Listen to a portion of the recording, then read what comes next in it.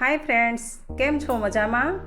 तो आजे बनावीशुं आपणे धोराजीना फेमस एवा भूंगळा बटेटा।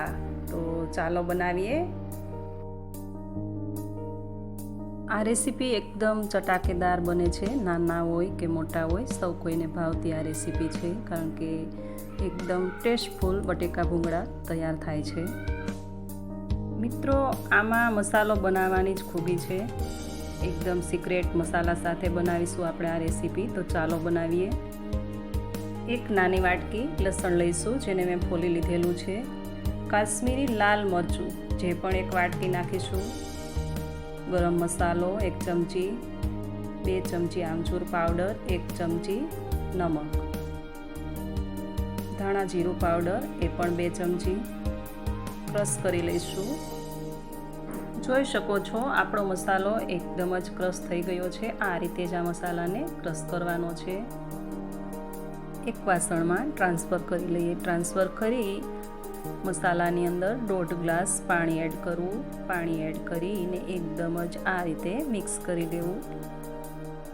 મિત્રો, આ મસાલો તમે કોઈ પણ ફૂડમાં એટલે કે ફૂડ સાથે સ્પાઇસી ચટણી તરીકે ઉપયોગ કરી શકો। પહેલાં જે આપણે ડ્રાય મસાલો બનાવ્યો એ પાવડામાં પણ ઉપયોગ કરી શકો। અહીંયા મેં ખજૂર આંબલીની 1 ચમચી ભરીને ચટણી એડ કરી છે। 2 ચમચા તેલ ગરમ મૂકીશું। થોડી એવી હળદર એડ કરી દઈશું। 1 વાટકી ભરીને અહીંયા મેં બેસન લીધેલો છે, જે પણ એડ કરી દઈશું ને એકદમ ચલાવતા રહીશું। આ બેસનને એકદમ શેકી લઈશું। ત્યારબાદ આપણે જે મસાલો બનાવ્યો એ પૂરી ગ્રેવી આની અંદર એડ કરી દઈશું અને એકદમ કન્ટિન્યુ ચલાવતા રહીશું। આ ગ્રેવીને એકદમ સરસ રીતે શેકી લેવાની છે। મિત્રો, આ સ્ટેજ પર આ જે ગ્રેવી બની રહી છે આ તમારી એકદમ ગાર્લિક સ્પાઇસી ચટણી બનીને તૈયાર થઈ રહી છે। તો ગાર્લિક ચટણી તરીકે પણ કોઈ પણ ફૂડમાં ઉપયોગ કરી શકો અને આને એકદમ આ જ રીતે શેકાવા દેવાની છે। મીડિયમ સાઇઝના બટેટા લીધેલા છે, એડ કરી દઈશું અને એની સાથે પણ આ ગ્રેવીને એકદમ ઉકાળી લઈશું।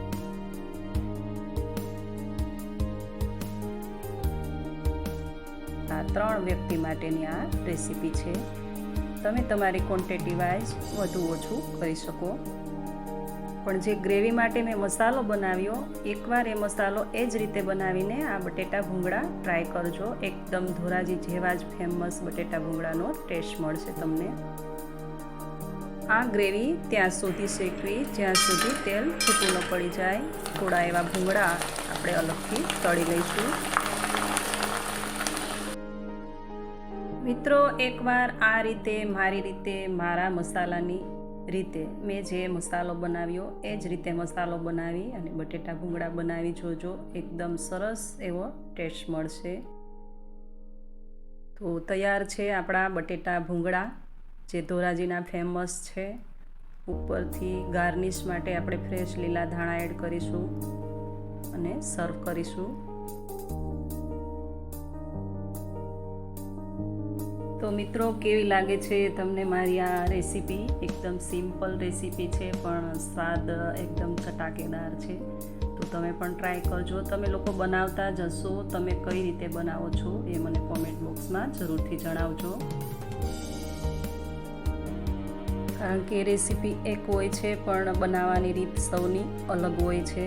તો જરૂરથી જણાવજો કે તમે કઈ રીતે બનાવો છો અને મારા વિડીયો જોતા હોય, મારી રેસીપી પસંદ આવતી હોય તો મારા વિડીયોને શેર કરજો, લાઈક કરજો, મારી આ ફ્રેશ ફિશ ચેનલને સબસ્ક્રાઈબ કરજો। ફરી મળીશું આપણે એક નવી રેસીપી સાથે। ત્યાં સુધી આવજો।